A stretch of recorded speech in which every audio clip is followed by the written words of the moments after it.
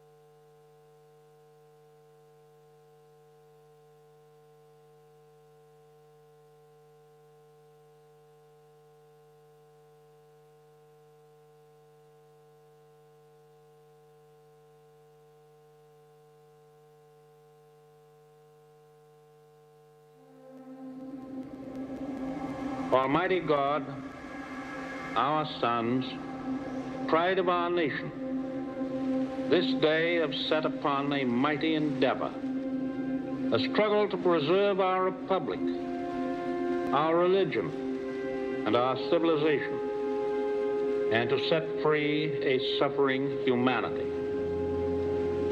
Lead them straight and true.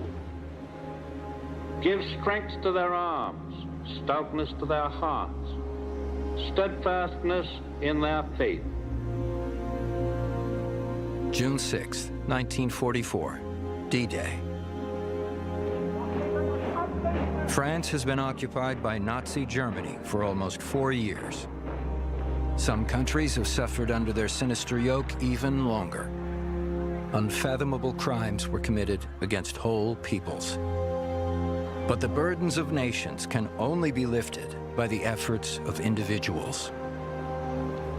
Early that morning, Lieutenant John Spaulding, a 29-year-old sports writer from Owensboro, Kentucky, assisted by 25-year-old Sergeant Philip Strachik, a truck driver from New Jersey, commanded 32 men in E Company, 16th Infantry, as part of the first wave onto Omaha Beach, where more than 2,400 men would be killed or wounded that same day. Navigating rough waters, they took on machine gun, mortar, and artillery fire, but were able to make it out of the water and across the beach, bypassing a German machine gun emplacement 100 yards to their left that was mercilessly cutting down men from F Company. Their radio not working, and cut off from the rest of E Company, Lieutenant Spaulding and Sergeant Strachik led their platoon to the base of the bluff behind the cover of a demolished building. Pinned down by gunners from above, they took stock of their situation. "We could still see no one to the right," Lieutenant Spaulding said. "We didn't know what had become of the rest of E Company. Back in the water, boats were in flame. I saw a tank ashore knocked out. After a couple of looks back, we decided we wouldn't look back anymore." Taking relentless fire from above, avoiding landmines underfoot, Lieutenant Spaulding, Sergeant Strachik, and their men pushed upward. They reached the top and overran the machine gun nest, opening a path for the men below to follow. Fighting onward, they continued along the bluff, attacking enemy fortifications from the rear, clearing trenches and pillboxes, and taking prisoners. Lieutenant Spaulding, Sergeant Strachik, and the rest of their platoon secured a pathway for the thousands of men bottled up on the beach behind them. The advance could now continue. But military prowess and tactical skill like this were only part of what propelled America's sons to the top of that bluff and beyond. There was something more. In the words of General Dwight D. Eisenhower, Supreme Allied Commander, they had embarked on a great crusade, and the hope and prayers of liberty-loving people everywhere marched with them. That great crusade would eventually free the tyrannized peoples of Europe and help save the world as we know it. And it all began right here, on June 6th, 1944.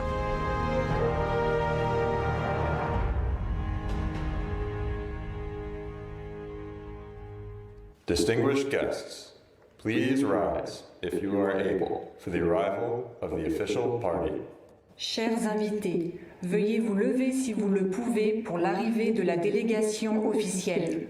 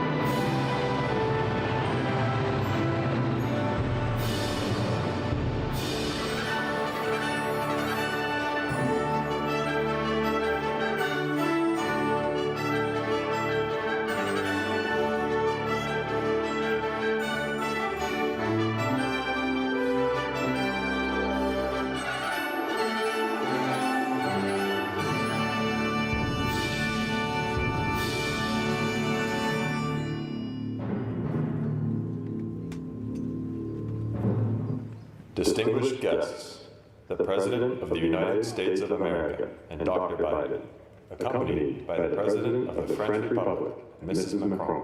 Chers invités, le président des États-Unis d'Amérique et la Dr Biden, accompagnés du président de la République française et de Madame Macron.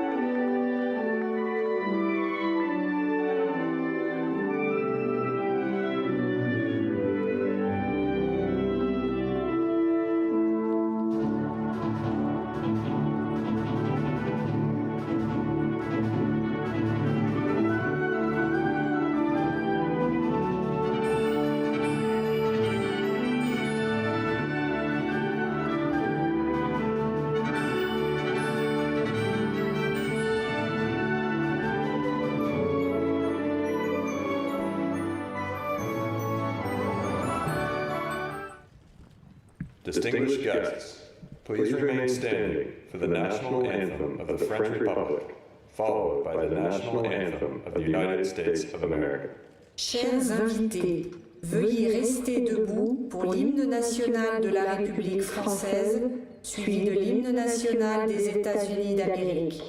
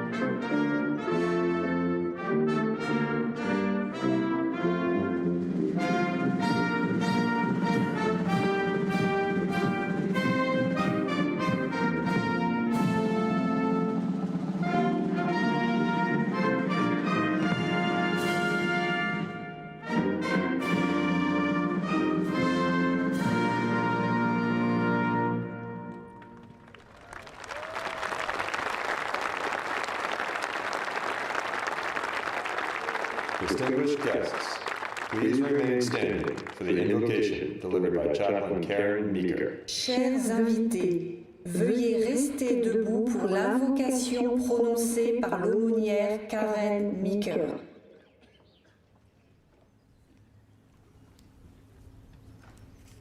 Let us bow our heads in humble reverence and solemn remembrance. Let us pray. God, when you needed someone to defend freedom, you made a soldier. When you needed someone to fight tyranny, you created a Marine. When you needed someone to protect the skies, you made an airman. When you needed someone to guard the seas, you made the sailor. And to patrol the shores, the Coast Guard. When you needed to send someone brave and true, it has always been and always will be the men and women of the armed forces. When the world needed heroes, you called the greatest generation to courage, and their answer still echoes in the soul of the nation. Shine your eternal light upon those whose gravestones encircle us as silent sentinels, reminding us of the price of liberty. Comfort with your abiding presence those who mourn empty tables and empty chairs, of those who gave their best hopes for our brighter tomorrows. Be our witness, O God, as we stand on this hallowed ground, consecrated in blood, that we will be devoted to the preservation of peace with the same determination as these here who fought 80 years ago.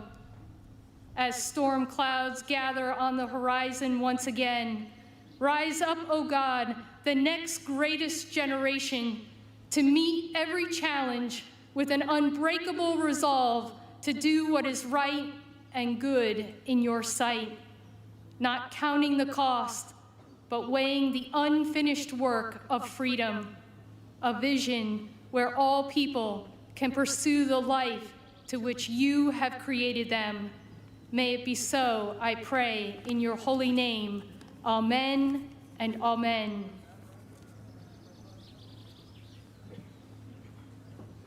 Distinguished guests, please take your seats. Chers invités, veuillez prendre place. Please welcome the Secretary of the American Battle Monuments Commission, Charles K. DeJew. Veuillez accueillir le secrétaire de la Commission américaine des monuments de guerre, Charles K. DeJew.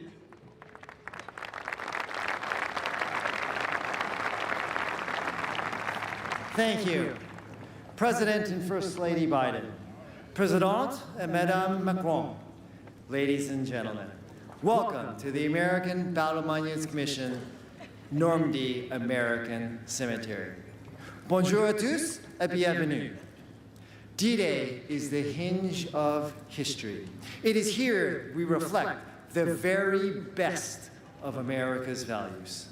When America sends its young, its brave, its finest, we do not send them to fight for a king or a crown. We do not fight for a sect or a denomination. We do not fight for a motherland or a fatherland. No, and we never, ever fight for conquest or plunder or enslavement of another people. When America is at its best, America sends its young, its brave, its finest to fight for simple, humble values. The values of freedom, liberty, and democracy. And when the job is done, when the mission is accomplished, when the tyrant is taken down and democracy is stood up, America does something unique in the history of mankind. We go home.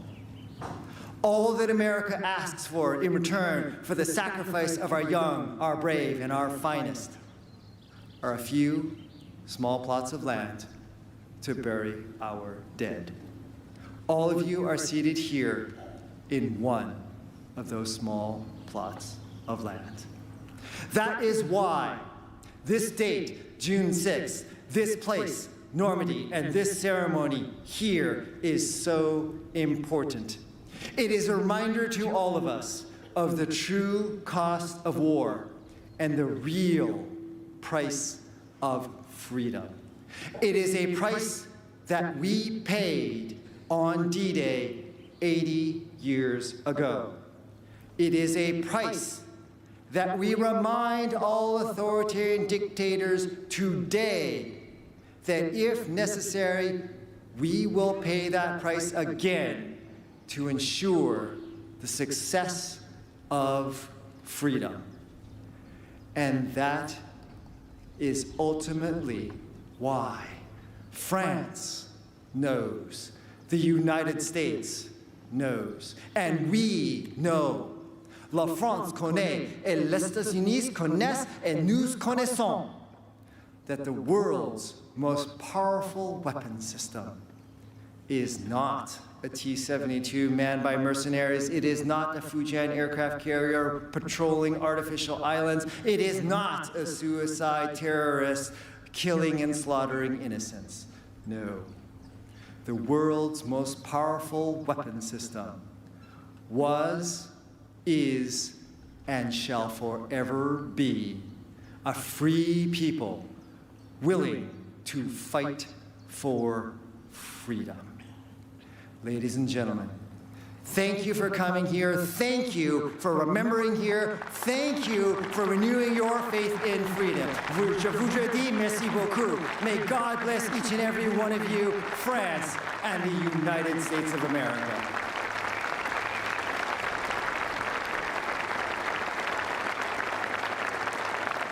Distinguished guests, the President of the French Republic, Emmanuel Macron. Chers invités, le président de la République française, Emmanuel Macron.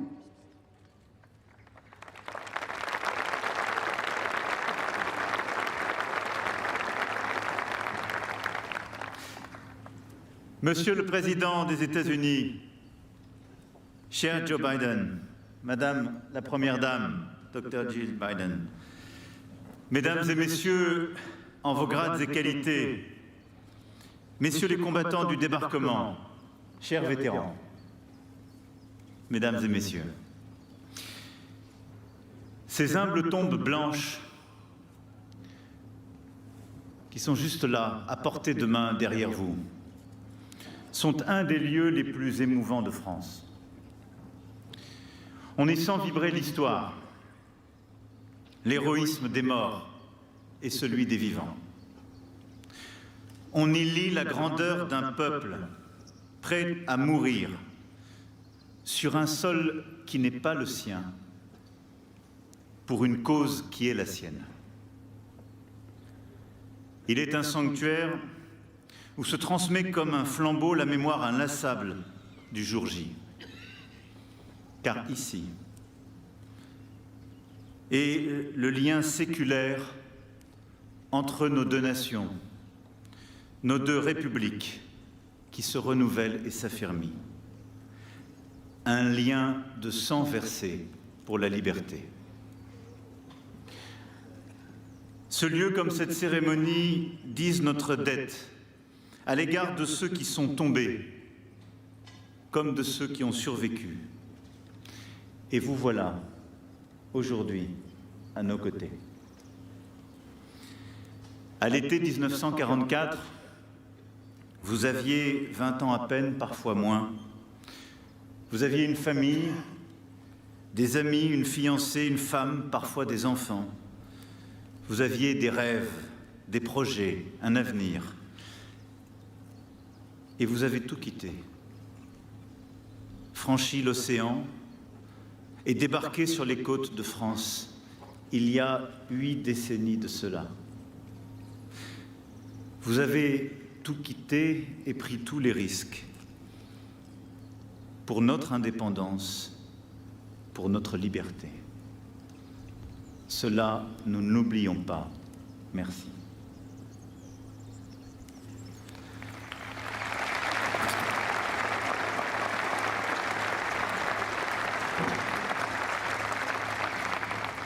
Vous êtes venu ici et vous avez rejoint notre guerre pour y faire basculer l'histoire. Oui. Vous êtes venu ici, Mr. Hilbert Margol, débarqué à Marseille en janvier 1945, remontant l'Europe de la Provence à la Pologne, jusqu'à ce jour dramatique où, avec votre frère jumeau, Howard, vous avez découvert les charniers de Dachau. Vous êtes venu ici, Mr. John Wardle, fantassin auquel votre courage a valu une blessure à Hürtgenwald, en Allemagne, en pleine bataille. Vous êtes venu ici, Mr. Robert Pedigo, pour combattre avec votre escadrille de Saint-Laurent à l'Allemagne.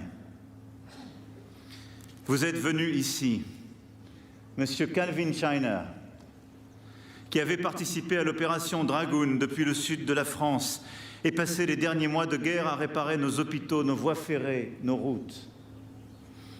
Vous êtes venu ici, Monsieur Edward Berthold, devenu avec vos 35 missions de combat un véritable fléau des nazis, dont vous bombardiez inlassablement les centres névralgiques, tout comme Edwin Cottrell, pour qui j'ai une pensée aujourd'hui et qui aurait dû être des vôtres. Vous êtes venu ici, Monsieur Dominic Critelli, pour libérer le continent où vous étiez né. Et vous, Mr. Bill Casassa, avec cette force d'âme exceptionnelle qui vous a permis de tenir 171 jours de combat continu face à l'ennemi. Vous êtes venu, Mr. Victor Chani, débarqué en juillet sur la plage d'Utah Beach pour libérer la Normandie, puis Angers, puis Reims. Vous êtes venu ici, Mr. Raymond Glansberg, vous, l'enfant du Bronx, combattant le long de la Moselle et des Vosges. Et vous, Mr. Richard Stewart, pour faire passer nos messages à travers les frontières de la France, la Belgique, l'Allemagne.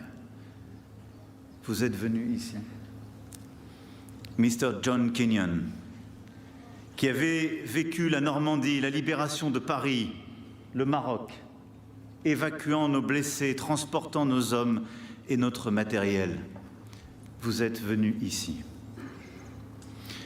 Le monde libre avait besoin de chacun de vous, et vous avez répondu présent, comme vos frères d'armes, encore vivants, comme vos frères d'armes, alors tombés. Here you came to join your efforts with our own soldiers and to make France a free nation. And you are back here today, at home, if I may say.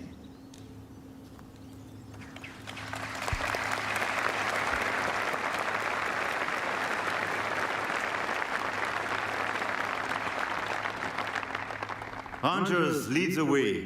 Telle fut l'exclamation de Norman Cotta, sous le feu de la mitraille à ses hommes, sous la pluie d'obus. Vous êtes venus ici, alors vous voilà à jamais chez vous, sur le sol de France, et nous n'oublions pas. À vous, hommes de la Great Generation, de nous enseigner à notre tour à être grands, à lutter pour la paix et la liberté du monde. À nos côtés, vous avez fait cette guerre et nous l'avons gagnée.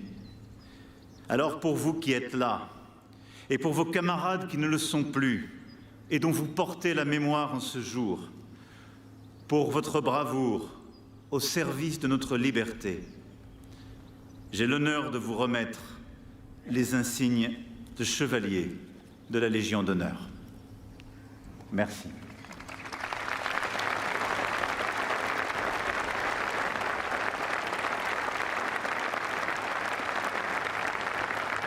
Distinguished guests, the President of the French Republic, Emmanuel Macron, will now present the National Order of the Legion of Honor. Established in 1802 by Napoleon Bonaparte, the Legion of Honor is France's highest decoration and recognizes eminent services to the French Republic. This distinguished award to these American veterans acknowledges their service and participation in the liberation of France during the Second World War.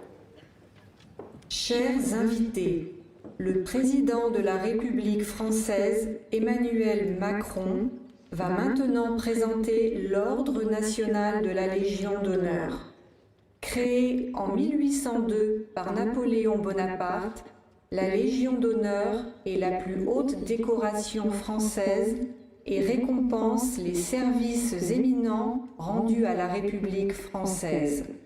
Cette distinction décernée à ces vétérans américains reconnaît leur service et leur participation à la libération de la France pendant la Seconde Guerre mondiale.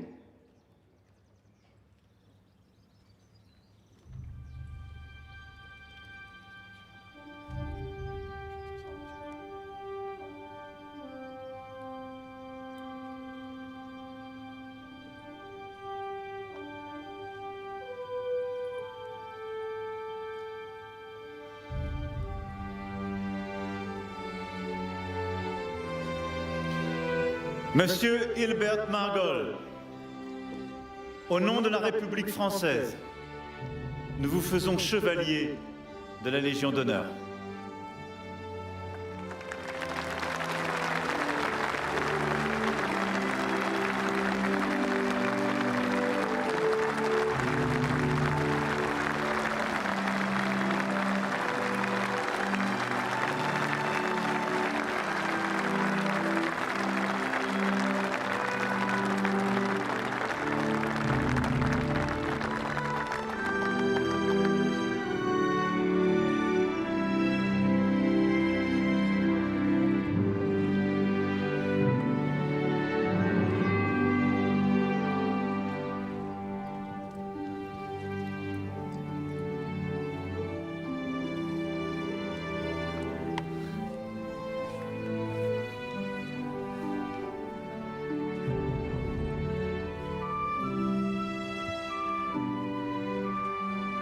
Monsieur John Wardle, au nom de la République française, nous vous faisons chevalier de la Légion d'honneur.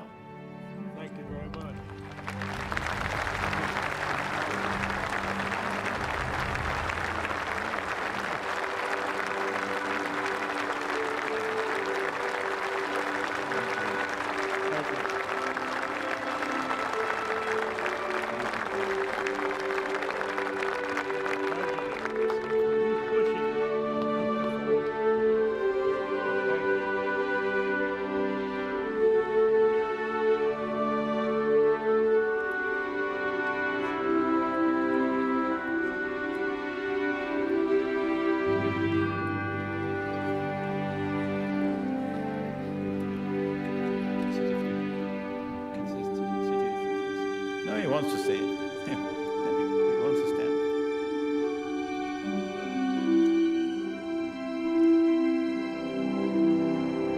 Monsieur Robert Pédigo, au nom de la République française, nous vous faisons chevalier de la Légion d'honneur.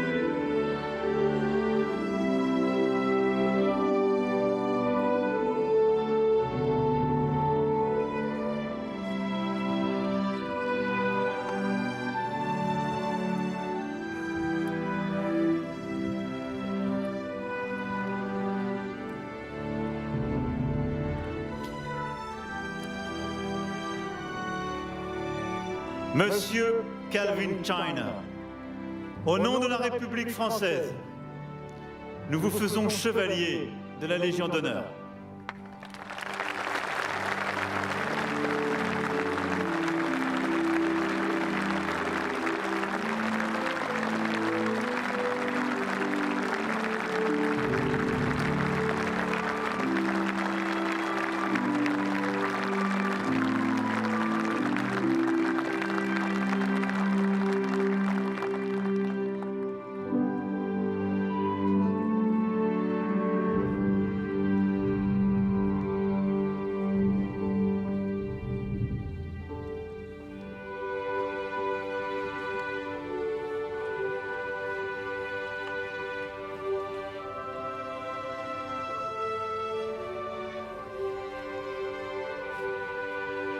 Monsieur Edward Berthold, au nom de la République française, nous vous faisons chevalier de la Légion d'honneur.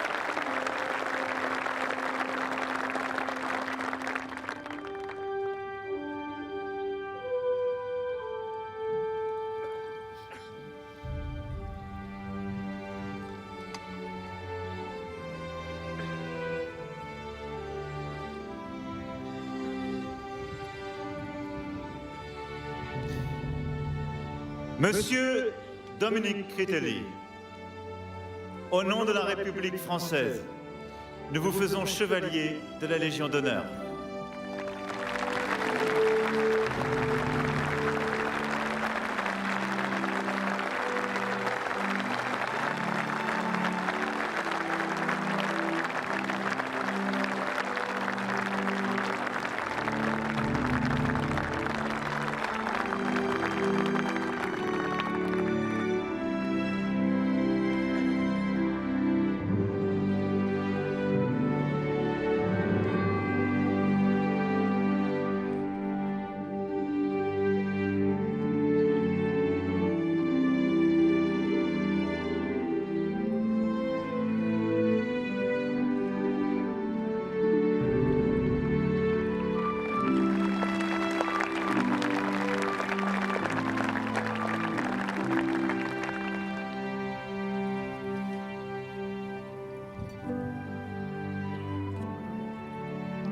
Monsieur Bill Cassasa,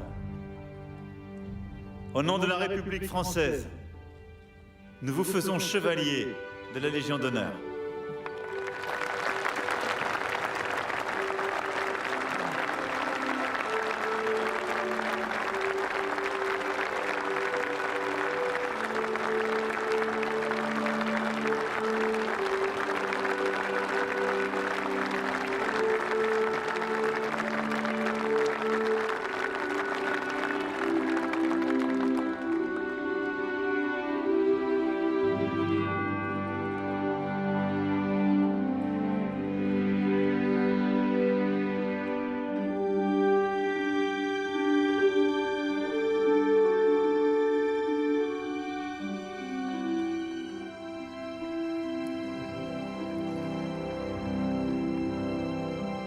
Monsieur Victor Chani, au nom de la République française, nous vous faisons chevalier de la Légion d'honneur.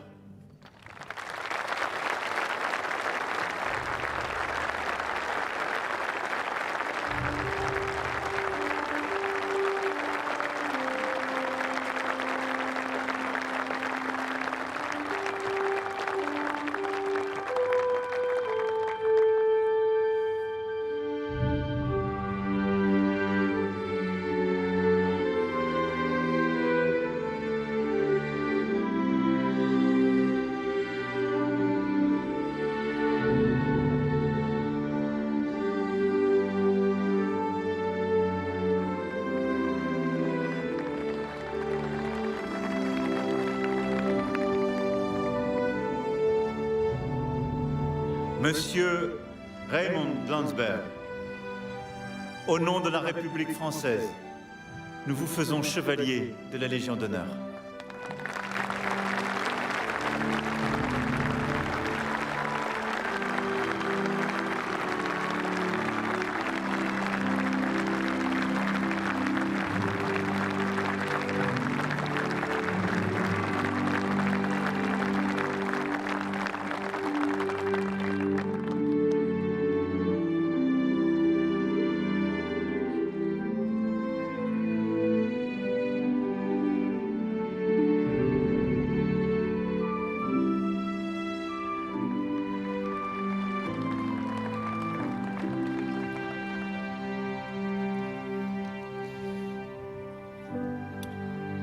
Monsieur Richard Stewart, au nom de la République française, nous vous faisons chevalier de la Légion d'honneur.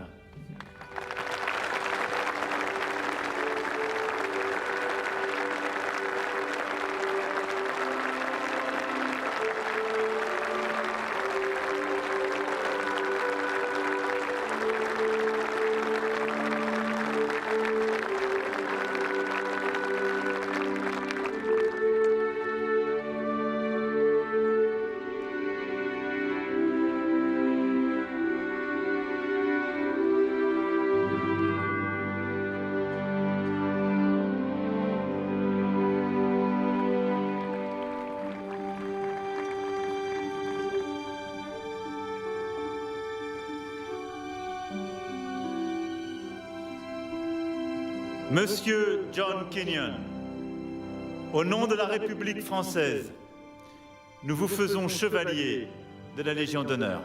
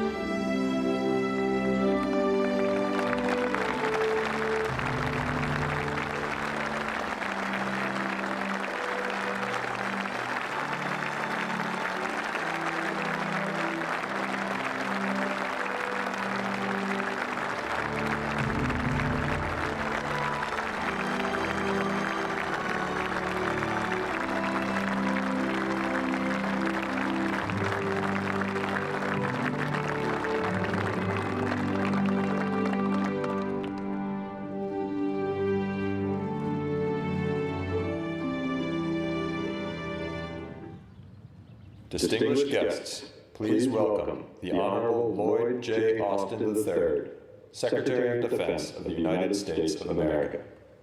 Chers invités, veuillez accueillir l'honorable Lloyd J. Austin, troisième du nom, secrétaire à la Défense des États-Unis d'Amérique. President Biden, Dr. Biden, President Macron, Mrs. Macron, distinguished guests, ladies and gentlemen, and above all, the veterans of World War II. I am honored to stand again at this hallowed place. We bow our heads to remember the more than 9,000 U.S. and Allied soldiers killed or wounded on D-Day by Hitler's forces. On behalf of the United States Department of Defense, I am here to give thanks, inadequate as that word may be. 80 years later, we thank the young Americans who took the beaches, who helped liberate France, and who helped free this continent from Nazi tyranny. We thank every Allied warrior who fought for freedom on June 6, 1944. And we thank the American and Allied veterans who have rallied once more on the shores of Normandy. Victors of D-Day, we are humbled by your presence. The young Americans who fought through the clamor and the chaos on D-Day have grown old or left us. And whenever a veteran of D-Day is gathered to his maker, in the fullness of time, after a long life lived in freedom, he wins a final victory over Hitler. You helped defeat what Churchill called a monstrous tyranny never surpassed in the dark, lamentable catalog of human crime. And you laid the foundation for a more just, free, and decent world. Together with our allies, we built peace out of war, a hard-headed peace, a peace renewed by constant commitment, a peace forged by the generation that won the bloodiest war in human history. And so our gratitude must never fade. Our memories must never dim, and our resolve must never fail. We still seek a world where aggression is a sin, and where human rights are sacred, and where all people can live in freedom.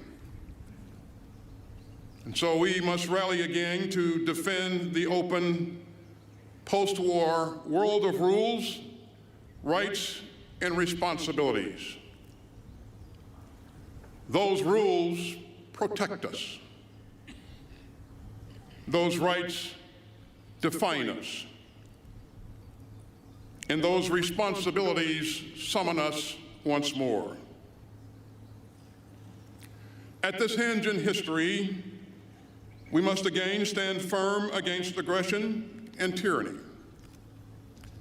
And as I said here last year, if the troops of the world's democracies could risk their lives for freedom then, surely the citizens of the world's democracy can risk our comfort for freedom now.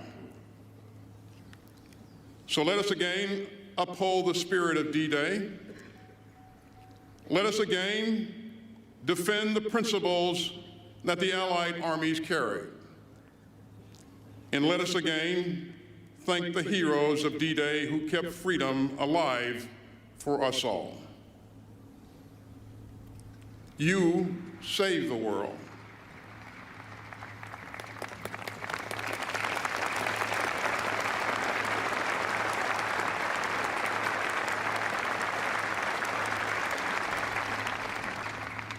You saved the world, and we must only defend it. Gentlemen, we salute you.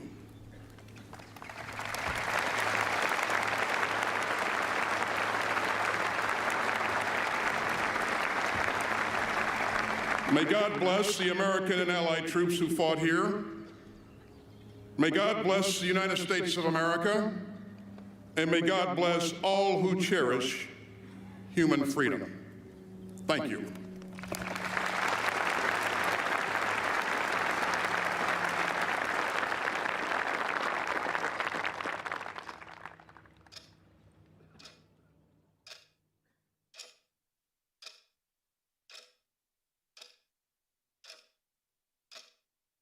Papa, what was it like on D-Day?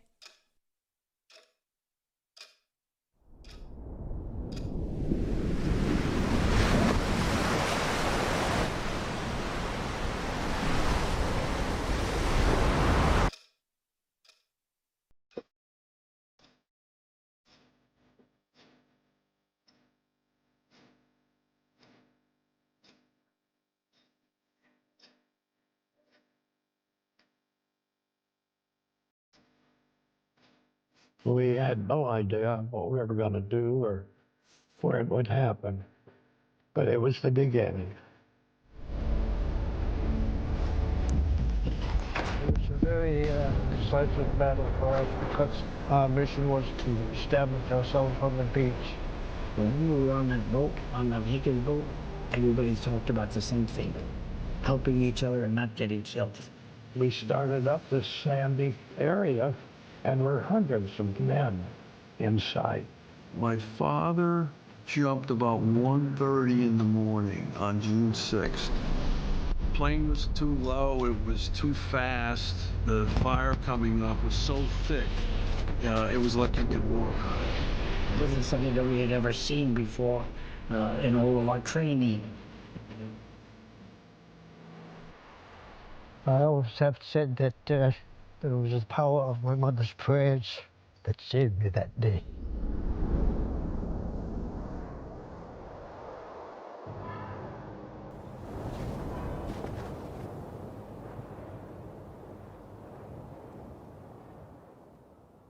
And it gets to me thinking about it. But as I look over those crosses, I see people standing up, even waving. I have to go back because there's something there that draws you back. I have a very close friend that I knew by the name of Edward Mirosevich. He had received a victory here in Colville. I think of the many men here that paid the ultimate price. I am not a hero, I just did my job. The real heroes are laying here on the cemeteries. These are our heroes, and we should never forget them.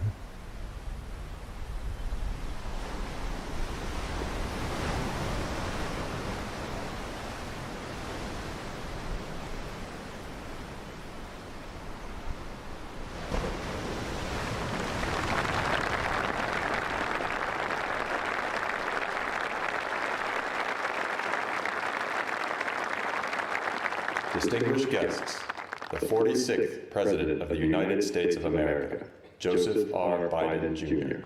Invité d'honneur, le 46e Président des États-Unis d'Amérique, Joseph R. Biden, Jr.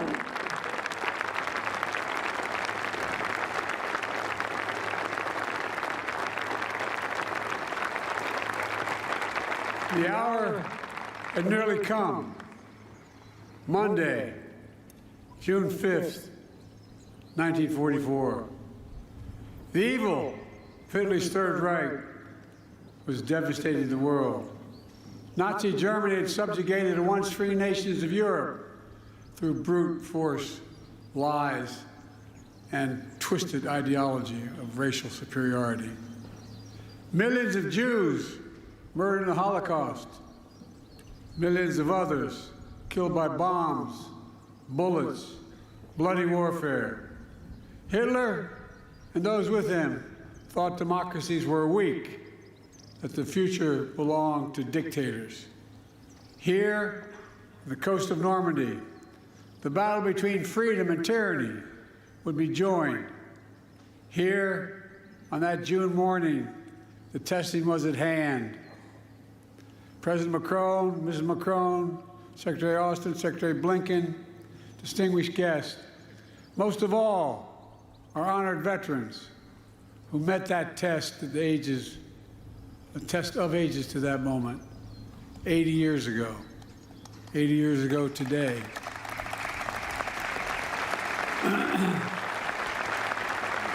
On behalf of the American people and as Commander-in-Chief, it's the highest honor to be able to salute you here in Normandy once more.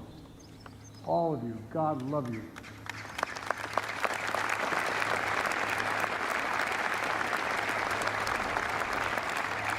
Winston Churchill called what happened here, quote, the greatest, most complicated operation ever, end of quote. After years of planning, Operation Overlord was ready to launch just as soon as the weather turned. Across the choppy English Channel, the The Supreme Commander of the Allies, Dwight D. Eisenhower, waited. The largest force ever of its kind, built by 12 nations. Men, guns, planes, naval craft of every description, waited. The world, captive and free, waited. Finally, Eisenhower's forecaster said there was a window in the weather. It would open briefly on Tuesday, the 6th of June. The general weighed the options and gave the order. At dawn, the Allies would strike. The great crusade to free Europe from tyranny would begin. That night, General Eisenhower drove to the English town of Newbury to visit paratroopers of the 101st Airborne. There were men from all over America. It was estimated that 80% of them would be killed within hours. That was the estimate. But they were brave, they were resolute, and they were ready. One soldier told General Eisenhower, quote, "Don't worry, sir. The 101st is on the job. Everything will be taken care of." That's what he said. And because of their courage and their resolve, because the courage and resolve of their allies, it was taken care of. From the sea and sky, nearly 160,000 Allied troops descended on Normandy. Many, to state the obvious, never came home. Many survived that longest day, kept on fighting for months until victory was finally won. And a few, a notable band of brothers, are here with us today. Kenneth Blaine Smith is here. On that day, under heavy artillery fire, he operated a rangefinder and radar on the first American ship to arrive at Normandy's coast, providing direct gunfire support for the Rangers scaling the cliffs of Pointe du Hoc on their daring mission to take out the German batteries. Bob Gibson is here. He landed on Utah Beach about 10 hours after the invasion began. Bullets flying everywhere, tracers lighting up the sky. Bob drove an M4 tractor with anti-aircraft gun mounted on top, providing critical protection for the infantry against the German Air Force. On that day, and for many days after, he continued. Ben Miller is here, a medic with the 82nd Airborne. At 3 a.m. on June 6th, he and 13 other medics flew over the channel in a rickety glider. Its wings were ripped off by giant poles that the Germans buried halfway in the ground to stop them from landing. They crashed, but they survived. And they did their duty, dragging injured soldiers to safety, treating wounds, saving lives while the battle raged. Every soldier who stormed the beach, who dropped by parachute or landed by glider, every sailor who manned the thousands of ships and landing craft, every aviator who destroyed German-controlled airfields, bridges, and railroads, all were backed by other brave Americans, including hundreds of thousands of people of color and women who courageously served despite unjust limitations on what they could do for their nation. Lewis Brown is here, part of the Red Ball Express, a truck convoy made up of mostly African-American drivers. They landed in Normandy in the wake of D-Day. They rushed supplies to the rapidly advancing front lines. Woody Woodhouse is here, members of the legendary Tuskegee Airmen, who flew over 15,000 sorties during the war. Marjorie Stone is here. She enlisted in the women's branch of the Naval Reserve, became an aircraft mechanic, spent the war keeping American planes and pilots in the air. Theirs has always been the story of America. Just walk the rows of this cemetery as I have. Nearly 10,000 heroes buried side by side officers and enlisted, immigrants and native-born, different races, different faiths, but all Americans, all served with honor when America and the world needed them most. Millions back home did their part as well. From coast to coast, Americans found countless ways to pitch in. They understood our democracy is only as strong as all of us make it together. The men who fought here became heroes, not because they were the strongest or toughest or most fiercest, although they were, but because they were given an audacious mission, knowing, every one of them knew, the probability of dying was real. But they did it anyway. They knew, beyond any doubt, there are things that are worth fighting and dying for. Freedom is worth it. Democracy is worth it. America is worth it. The world is worth it. Then, now, and always. The war in Europe didn't end for another 11 months. But here, the tide turned in our favor. Here, we proved the forces of liberty are stronger than the forces of conquest. Here, we proved that the ideals of our democracy are stronger than any army or combination of armies in the entire world. We proved something else here as well, the unbreakable unity of the Allies. Here with us are men who served alongside the Americans that day, wearing different flags on their arms, but fighting with the same courage for the same purpose. What the Allies did together 80 years ago far surpassed anything we could have done on our own. It was a powerful illustration of how alliances, real alliances, make us stronger. A lesson that I pray we Americans never forget. Together we won the war. We rebuilt Europe, including our former enemies. It was an investment in what became shared and a prosperous future. We established NATO, the greatest military alliance in the history of the world. And over time, you got it, it is. And over time, we brought more nations into NATO, the NATO alliance, including the newest members, Finland and Sweden.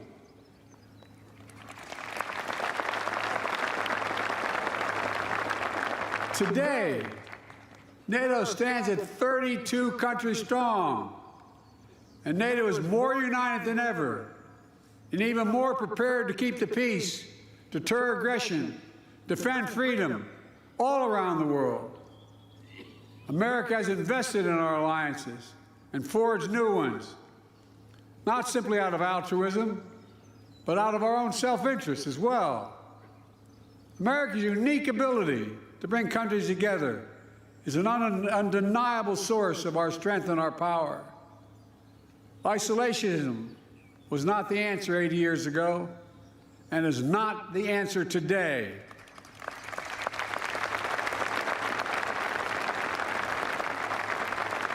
We know the dark forces that these heroes fought against 80 years ago. They never fade.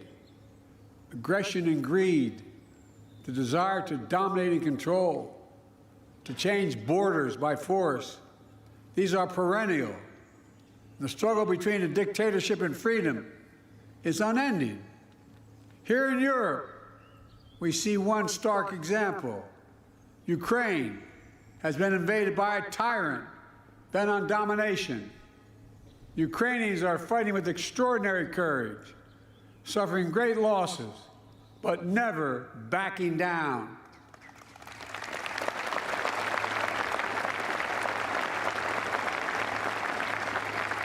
They've been inflicted on the Russian aggressors. They've suffered tremendous losses in Russia. The numbers are staggering. 350,000 Russian troops dead or wounded. Nearly 1 million people have left Russia because they can no longer see a future in Russia. the United States and NATO, and a coalition of more than 50 countries standing strong with Ukraine. We will not walk away.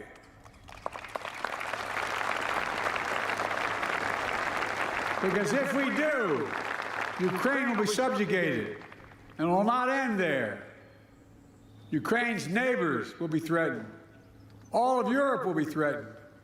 And make no mistake, the autocrats of the world are watching closely to see what happens in Ukraine, to see if we let this illegal aggression go unchecked.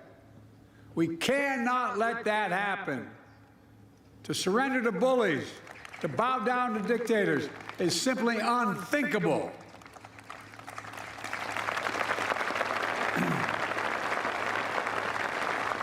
Were we to do that, it means we'd be forgetting what happened here in these hallowed beaches. Make no mistake, we will not bow down. We will not forget. Let me end with this. History tells us freedom is not free. If you want to know the price of freedom, come here to Normandy. Come to Normandy and look. Go to the other cemeteries in Europe where our fallen heroes rest. Go back home to Arlington Cemetery. Tomorrow, I will pay respects at Pointe du Hoc. Go there as well and remember, the price of unchecked tyranny is the blood of the young and the brave. In their generation, in their hour of trial, the Allied forces of D-Day did their duty. Now the question for us is, in our hour of trial, will we do ours? We're living in a time when democracy is more at risk across the world than any point since the end of World War II, since these beaches were stormed in 1944. Now we have to ask ourselves, will we stand against tyranny, against evil, against crushing brutality of the iron fist? Will we stand for freedom? Will we defend democracy? Will we stand together? My answer is yes, and only can be yes.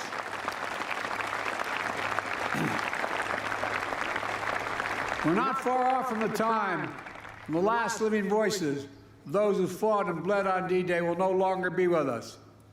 So we have a special obligation. We cannot let what happened here be lost in the silence of the years to come. We must remember it, must honor it, and live it. And we must remember the fact that they were heroes here that day does not absolve us from what we have to do today. Democracy is never guaranteed. Every generation must preserve it, defend it, and fight for it. That's the test of the ages. In memory of those who fought here, died here, literally saved the world here, let us be worthy of their sacrifice. Let us be the generation that when history is written about our time, in 10, 20, 30, 50, 80 years from now, it'll be said, when the moment came, we met the moment. We stood strong. Our alliances were made stronger. We saved democracy in our time as well. Thank you very much, and may God bless you all, and may God protect our troops. Thank you.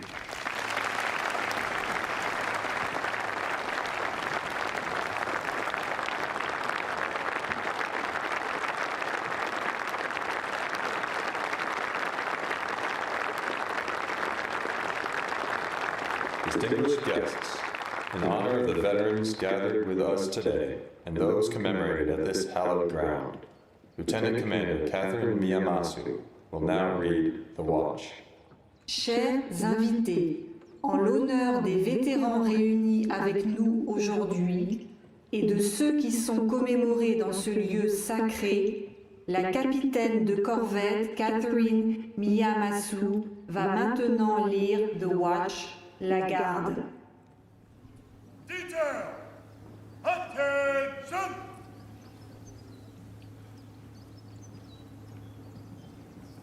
Center! Face!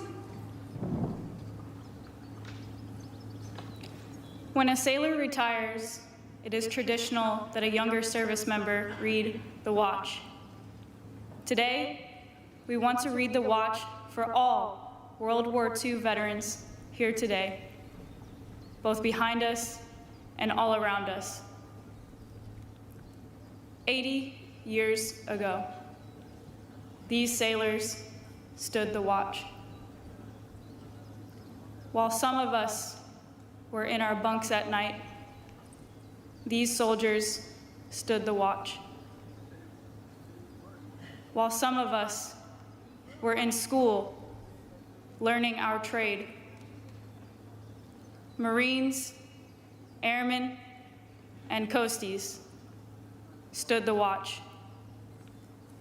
Yes, even before some of us were born into this world. The men behind me and their brothers and sisters who lay before me stood the watch. In those years, when the storm clouds of war were seen brewing on the horizon of history, they stood the watch. Many times, they would cast an eye ashore and see family standing there, needing guidance and help, needing that hand to hold in those hard times. But still, they stood the watch. They stood the watch 80 years ago. They stood the watch so that we, our families, and our fellow countrymen and women can sleep soundly in safety each and every night, knowing that these veterans stood the watch. Today, we are here to say, World War II veterans, the watch stands relieved. Relieved by those you have trained, guided, and led. American World War II veterans, you stand relieved. We have the watch. Present! Arms!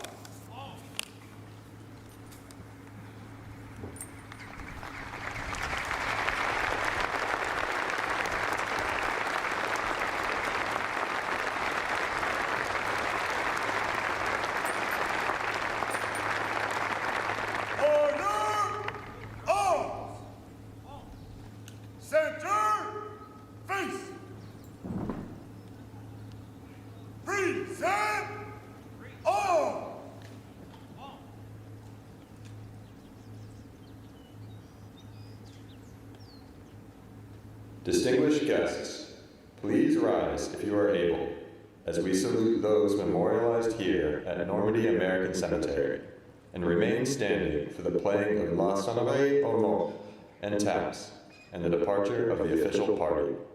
Chers invités, veuillez vous lever si vous le pouvez pour saluer ceux qui sont commémorés ici au cimetière américain de Normandie et rester debout pour l'interprétation de la sonnerie aux morts et de taps et pour le départ de la délégation officielle.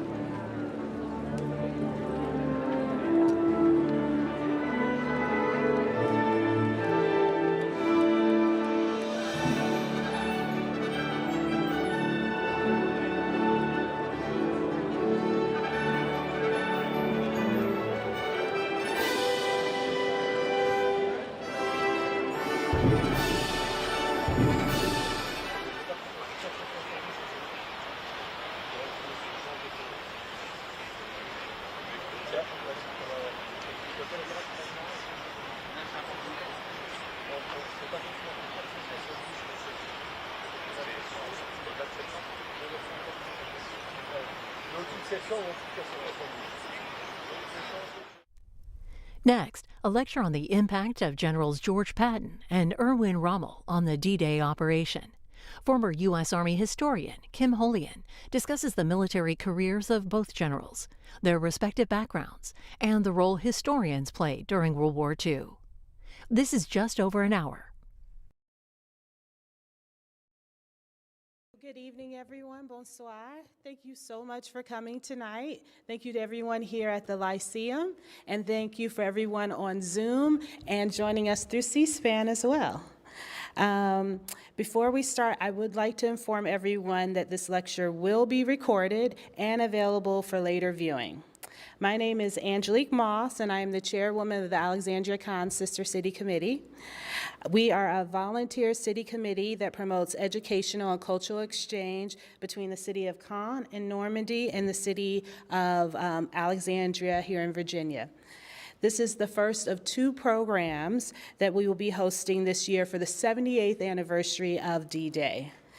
Tonight is my pleasure to welcome back Dr. Holian for our 12th annual D-Day commemoration lecture.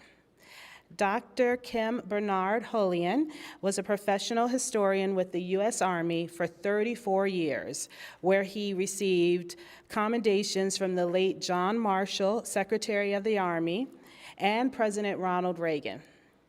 He is the recipient of the 2008 Joseph L. Harsh History Award for the Northern Virginia Association of Historians and the co-recipient of the 2016 T. Michael Miller Alexandria History Award from the Alexandria Historical Society. His father served in the U.S. Army as a medical officer during the Second World War and took care of many D-Day wounded on their return to England, later serving under President Dwight Eisenhower's medical staff.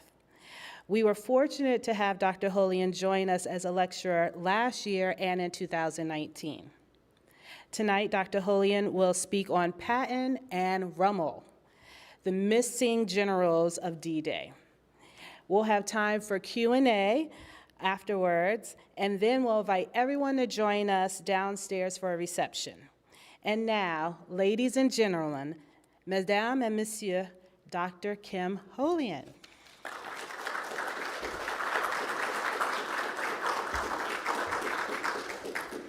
Thank you very much. When I was called earlier this year about doing tonight's program, I asked, what do you want the program to be? And they said, something different and something short. Well, we'll definitely be different, and we'll try to be short to leave more time for Q&A, which is just as important as what I'll be saying up here tonight. I come from an old Army family. My wife comes from an old Navy family. Come that big game in December, it gets a little bit touchy as to who's going to win and who's going to lose. Of course, for those of you that are lucky enough to be married, you know the wife always wins, so we'll leave it at that. Tonight, we're going to look at the two most famous generals from the ETO, European Theater of Operations, that when you talk about D-Day, you talk about World War II in Europe or North Africa, you end up talking about George Smith Patton Jr. or Erwin Rommel. And they're certainly the most